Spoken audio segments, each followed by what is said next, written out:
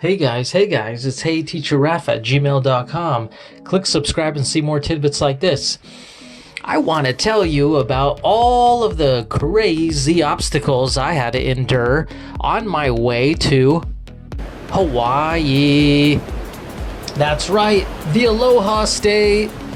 Mahalo! If you've been, you know how awesome, amazing, beautiful, peaceful, and soul-worthy the islands are. Well, I always wanted to visit Kauai, and I figured it would be best to go right now in August while there are virtually no tourists and everything is nice and quiet, and all of the scenery will be left up to me to film. So I decided to book my flight through one of the third-party agencies instead of directly with the airline to try to get a discount. And lo and behold, I didn't have to use my points.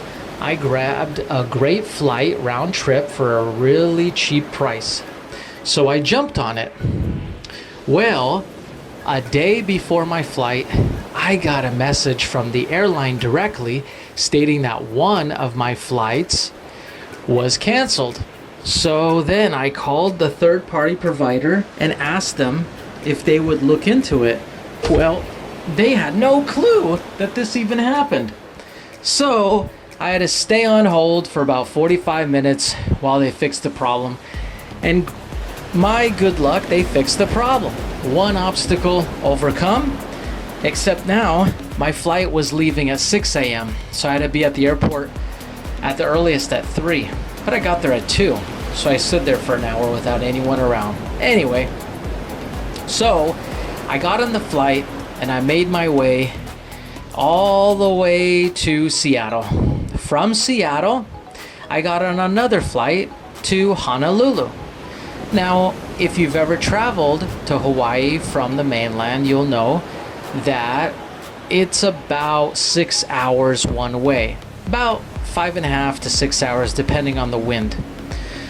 So we had already been in the air for about 2 hours when the pilot came on over the intercom system and told us in a very diplomatic way that there were paper products forced into the bathroom and now the facilities had been plugged up. So basically he was upset about that, but he was very calm and collected. But he told us if the third bathroom on this flight gets clogged up, then he will turn the airplane around and we'll be headed back to Seattle. Now, we had already been in the air for more than 2 hours, possibly 2.5, 3 hours. So you could imagine no one wanted to turn around. Now, the flight was quite light, meaning there were barely any passengers on the flight, maybe 32 passengers or so on a very large airplane. So everyone had their own row. Now, I didn't have any issues because I had, taken care of business prior to getting on the airplane and I felt fine.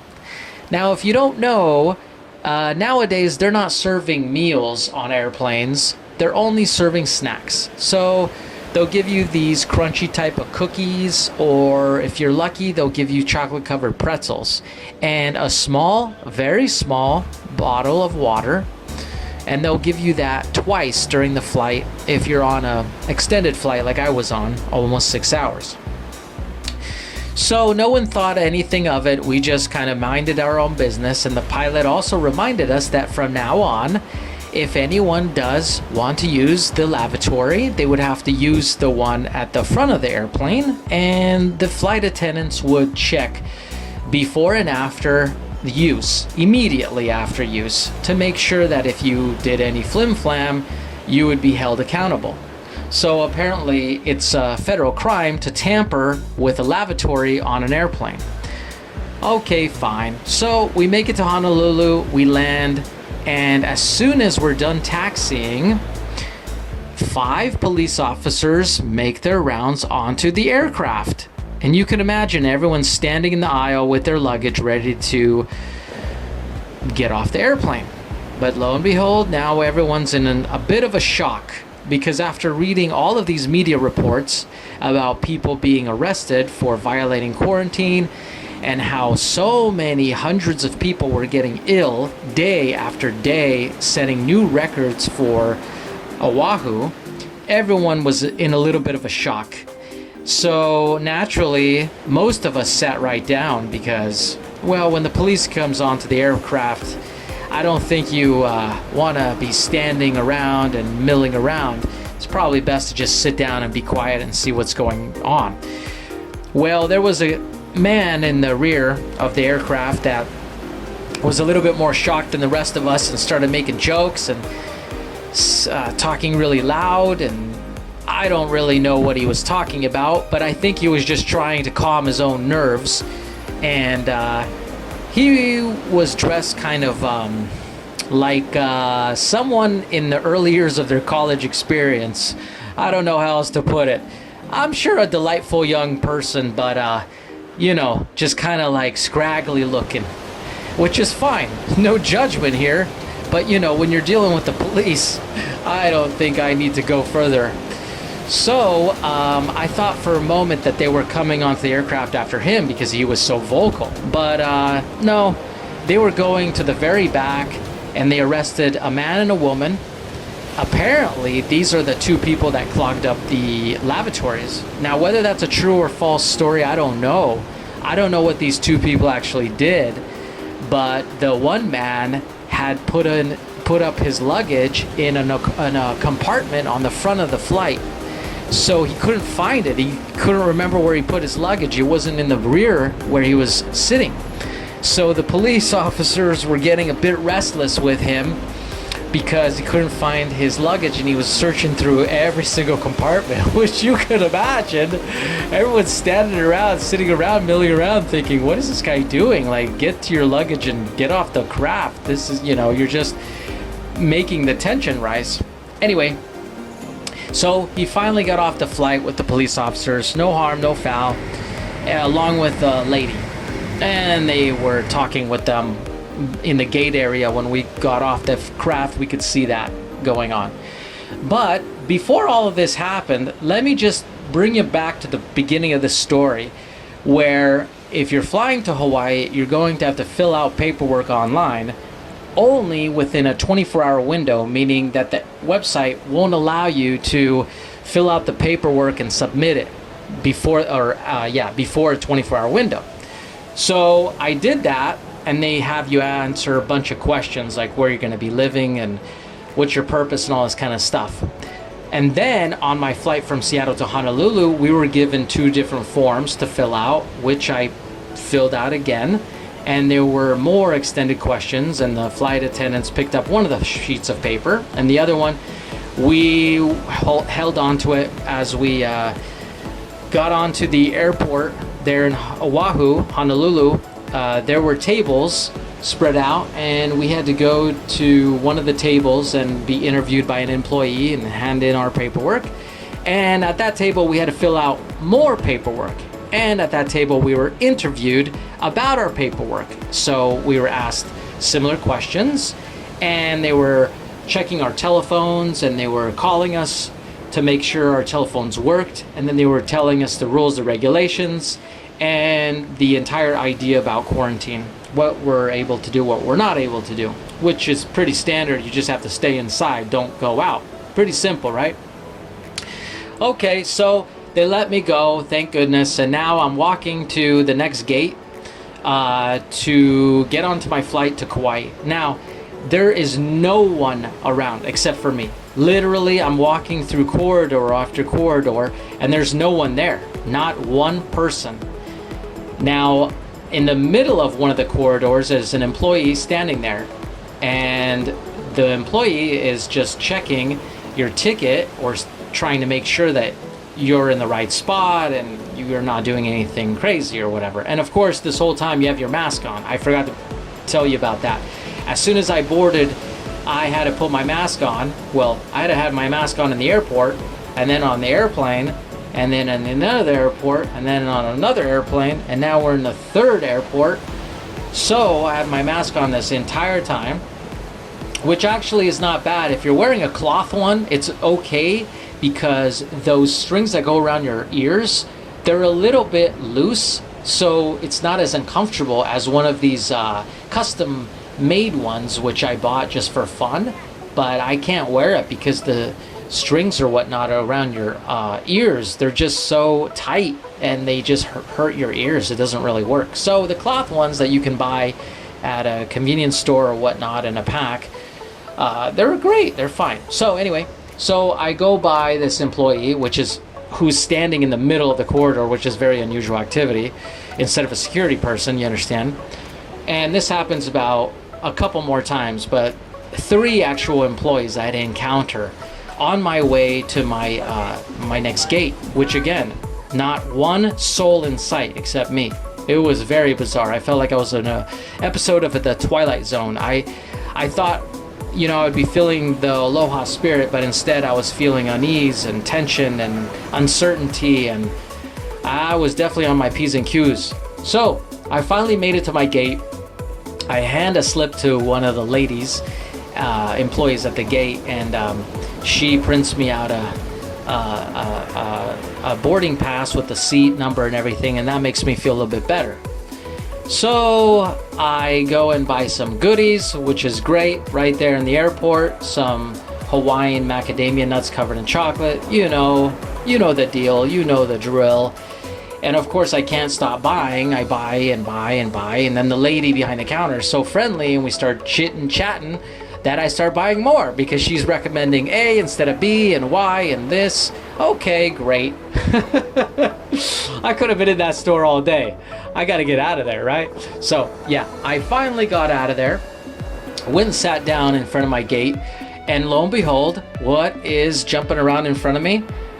3 birds. Yep. And this is an enclosed gate with, windows and everything. Everything's closed, but there are 4 actual birds inside my gate, flapping around, jumping around. 3 right in front of me, literally a foot and a half in front of me. So I took a photo of that as well. It's just, welcome to Hawaii. We're all about nature. So then I board my flight and I got onto the aircraft to go to Kauai, which is about a 30-minute flight, which is beautiful. The clouds were amazing. I mean, if you've been in an airplane, you're familiar with clouds, obviously, from the angle of being above the clouds or inside the clouds. But for whatever reason, I'd never really seen clouds in the shape or in the flow that these clouds were in. They were just so beautiful, and I had to film it. And I did see from the air possibly a destroyer sailing, and that was amazing because the telephone camera can really zoom in nowadays. Technology is so amazing. So we finally land in Kauai, and there we're lined up again and given paperwork, but now by the U.S. Army. They say it's the National Guard, but their uniforms indicate it is the Army, so it's quite serious. So, of course, I fill out my paperwork and I stand in line and I abide by all the regulations, rules, and all the orders. And they have us spaced out 6 feet apart with tape on the floor that we're standing on. And then finally, they allow us to go through some automatic doors into another room where there are tables again, but this time with National Guardsmen standing there awaiting your paperwork and ready to interview you. Not only did they interview you, they took down the address where you would be staying, and they went somewhere and either called someplace or checked it on a computer. I don't really know. I could see the guy that was helping me out, and he went, in front of me 20 feet and called someone, and then he came back and said, okay, it's verified. I don't know what that's all about. But I was standing there, and then I was asking him some questions like, how do I get from the airport to the place I'm staying at, and if I'm okay to throw the garbage out, these kind of basic questions, because I don't want to get in trouble by doing something that I don't know of. So I want to get to the information before I step across some line I'm not supposed to step across. So he calls over a policeman, which is standing there too, some big guy. So he comes over here to me, and now I'm being interviewed by the policeman, and he's asking me all the same questions again. Oh my goodness. So we go through it, and then I politely interrupt him and ask him if I could ask him a couple questions. He's happy about that. I guess he took a liking to me. So he answered my questions about Lyft and Uber and taxis and all this kind of stuff. And the garbage, he said, well, you don't want it to be stinking up the place, so might as well empty it. Which was nice of him to say, but I didn't empty my garbage. I didn't leave the place. I called a neighbor and had a neighbor pick up the garbage can or the garbage bags in front of the doorstep. I did not leave that place. No way, no how, nope.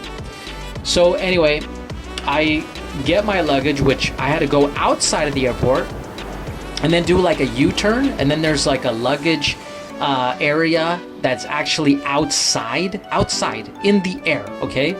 And my luggage is there, so I go and grab it. And then I'm told where to go and stand if I want to order an Uber. So I go across the street, and there's a sign there for Uber pickup. And there's a police SUV, but it's not like a traditional police SUV with the emblems. It's sort of like unmarked, but there's a policeman and a woman there in uniform. So the policeman's standing there watching me right next to this sign, and I'm just kind of uneasy because I'm thinking, wow, I did not expect this. You know, this is really, really beyond what I was thinking would happen here. So I ordered first a Lyft, but the Lyft couldn't find anyone to pick me up. So that made me more nervous. So I finally ordered an Uber, and Uber accepted the ride, except the person who was supposed to pick me up didn't move. The car on the map didn't budge, and he was very close, near the airport. So I was standing there for literally 10 minutes sweating because I thought, my goodness, if I don't get picked up soon, I mean, this police officer is not going to allow me to just stand out here. No way. I don't want to get in trouble. So finally, the Uber driver moved his vehicle and came to pick me up. And as he stopped his vehicle, his SUV, I asked him if I'm allowed to bring the luggage in with me in the back seat. He said, no, we have certain regulations because of the situation right now. And so he has to put a blanket down and then put the luggage on it a certain way and then put another blanket on top of it. I mean, it was a whole fiasco. And then the police officer, this SUV, pulls up right behind us while I'm outside loading my stuff and flashes his lights, but not his police lights, just his headlights, front headlights. It was something else. I mean, when they're watching. So I'm like, okay, fine. And so I'm like, okay, I mean, tell me what you need me to do. So the Uber driver told me, to get in the back of the car and so forth. So I did. And he had really thick plastic, see-through, like a barricade, right? But it kind of like the ones in New York the taxi drivers would have. Like, they're kind of like bulletproof looking because they're so thick. And then he told me that we have to have the windows down because that's the law. So when they're driving around, they have to have the windows down. So you can imagine the windows are down, we're driving, this plastic shield is in front of me, whatever, and he's trying to have a conversation with me. I can't hear a thing, and I have the mask on, of course. So it's loud, there's air whizzing, wazzing, and it's dark now because it's after 7, it's evening. So we get on the road, and he can only go about 35 miles an hour, and we're going beyond 20 miles. So long story short, it took an hour to get from A to B. Yeah, and let me tell you, there are no tourists on the island, and it took an hour to drive 20 plus miles. And he told me, usually when tourists are on the island, it takes a very long time. We're driving through some small village area. That's what he said. And I guess it's about a 2-mile area, and he said usually it takes about 30 minutes to get through because of so many people stopped, because there are lights, I guess, and everyone has to stop, and then people aren't driving faster, they're only driving about 30-35 miles an hour. So we finally get to my destination, and I'm staying at a private residence, but there's no one around, so I have to check myself in, so to speak, and we can't find it. We can find the area, but we can't find the specific, unit. So after about 10 minutes of searching, he lets me out, and I'm on my own. I finally find it, thank goodness to technology on the smartphone. And I get to the place, and it's nice studio. So I ordered some groceries the next day online from a gentleman who goes to one of the bargain stores. The wholesale ones? Yeah, really great. He's got a membership, and he goes and does my grocery shopping for me. And if you buy so many items, your delivery fee goes down. Very nice gentleman. Just opened his business about a year and a half ago. So really great. And so I did that, and he delivered the food.